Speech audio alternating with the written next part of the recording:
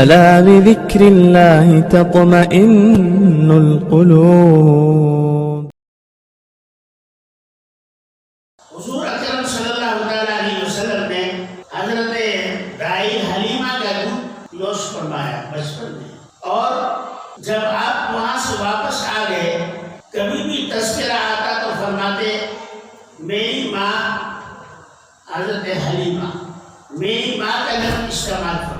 واقعات میں لکھا ہے کہ حضور اکرم صلی اللہ علیہ وسلم حضرت خدیجہ رضی اللہ تعالی عنہ کے گھر میں تھے۔ آپ کا گھر کافی بڑا تھا، آج بھی وہ گھر مکے میں موجود ہے، لیکن اس گھر کو نیچے ہونے کی وجہ سے اس پر لینٹر بورڈ ڈال دیا گیا ہے۔ جدھر صفا مروہ کی دوڑ لگاتے ہیں اس کے بالکل پیچھے کا جو حصہ ہے ادھر وہ مکان تھا۔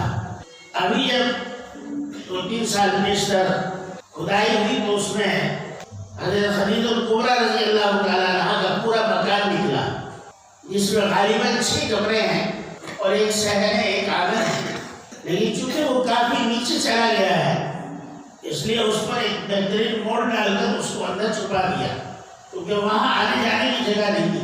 تو حضور اکرم صلی اللہ علیہ وسلم نکاح کے بعد حضرت خدیجہ کے گھر پر ہی تشریف لے آئے تھے ان کی درخواست پر۔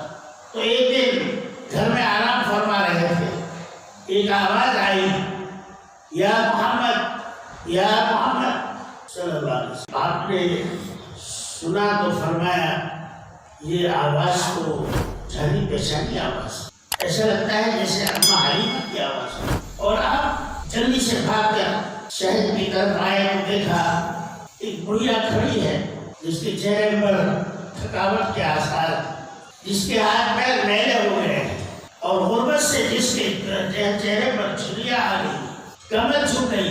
محسوس ہو رہا ہے کہ یہ عمر رسیدہ بڑھیا خوشحال نہیں ہے۔ آپ صلی اللہ علیہ وسلم قریب آئے اور سلام کیا کہ اماں السلام علیکم، اور بڑی پیار سے بڑی محبت سے لپٹ گئے اور فرمایا آپ تو میری ماں ہیں، آپ تو میری ماں ہیں۔ حالانکہ کہاں بچپن میں دودھ پیا تھا، اور وہ آئی اس حال میں کہ بڑی غربت کا حال۔ آپ صلی اللہ علیہ وسلم نے ان کو بڑی محبت کے ساتھ ٹھہرایا اور حضرت خدیجہ سے فرمایا خدیجہ یہ میری ماں ہے، دودھ پلانے والی ماں، ان کے ساتھ اچھا سلوک کرو۔ 8 دن تک اچھے کھانے کھلائے، یعنی ہجرت سے پہلے واقعہ۔ تو 8 دن آپ کو رکھا، بہت اچھے کھانے کھلائے، بڑی اچھے لباس دیے، اچھے کپڑے پہنائے، اور جب وہ کہنے لگی کہ مجھے تو اپنے گاؤں جانا ہے، آپ صلی اللہ علیہ وسلم نے ایک اونٹنی عطا فرمائی اور اس پر جتنا سامان لادا جا سکتا تھا اتنا سامان لاد کر اور ایک آدمی کو آپ کے ساتھ کیا، کہا کہ جاؤ اماں جی کو ان کے گھر والوں تک پہنچا کر آؤ۔ یہ سوتیلی ماں نہیں، دودھ پلانے والی ماں، جن کو عرب کے لوگ دائی کہا کرتے تھے، جو پیسہ لے کر دودھ پلایا کرتی تھی، یعنی وہ ایک ملازم کی حیثیت تھی صرف۔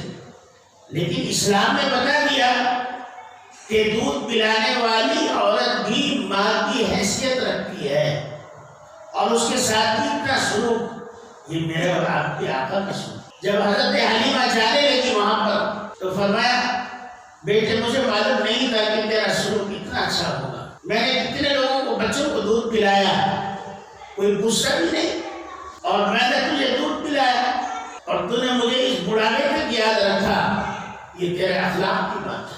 اب حضور علیہ السلام ایک مرتبہ غزوے میں تشریف لے گئے۔ دوران غزوہ جب لڑائی ختم ہوئی اور واپسی کی تیاری ہو رہی تھی، ایک مسلمان سپاہی سے کہا، صحابی سے کہا، کسی عورت نے کہ میں محمد صلی اللہ علیہ وسلم کی بہن ہوں۔ کیا کہا؟ میں ان کی بہن ہوں۔ تو صحابہ نے کہا کہ سبحان اللہ، ہمارے نبی کی تو کوئی بہن نہیں ہے۔ پھر بھی ان کو لے کر آئے، لا کر بٹھایا۔ جب وہ حضور نے ان کو دیکھا فرمایا کہ اچھا آپ شیما ہیں، یعنی اس عاشق کی دودھ والی بہن، وہ جو حضرت حلیمہ کی لڑکی تھی ان کو ایک طرف کا دودھ حضرت حلیمہ نے ان کو دیا، ان کو پلایا، اور ایک اپنے بیٹے کو پلایا، اور ایک طرف کا دودھ داہنی طرف کا نبی کریم صلی اللہ علیہ وسلم کو پلایا۔ یہ کچھ بڑی تھی حضور اکرم صلی اللہ علیہ وسلم سے عمر میں، لیکن جب یہ حضور کے پاس آئی تو حضور نے پہچان لیا کہ اچھا آپ تو میری بہن ہیں، اور اتار کر چادر بچھا دی اور فرمایا کہ اس پر بیٹھو، اس پر بیٹھو۔ یہ بہن کے ساتھ سلوک ہے نبی کریم صلی اللہ علیہ وسلم۔ ہم لوگ کبھی ایسا نہیں کرتے۔ ہم یہ چاہتے ہیں کہ بہن جو ہے ہمارا احترام کرتی رہے، ہم بہن کے لیے کچھ نہ کریں۔ بہن کو آپ یہ سمجھتے ہیں، چلی گئی دوسری جگہ پہ آ گئی، اب اس کا ہمارا کیا ہے، آئے گی تو ٹھیک ہے، ایک دو چار دن گھر پر رہ کر جائے، نہیں، میرے اور آپ کے آقا کا حسن سلوک بھی کیے۔ جی حضرت حلیمہ کی بیٹی جو ہے سگی بہن نہیں ہے، لیکن جب وہ آئی تو آپ نے کھڑے ہو کر ان کا استقبال کیا، ان کے لیے چادر بچھائی، اپنے کندھے سے اتار کر اور خوب کھلایا پلایا اور بہت سارا دے کر بھیجا، اور فرمایا جب بھی کبھی ضرورت ہو میرے پاس آ جانا۔ یہ نبی کی شاستر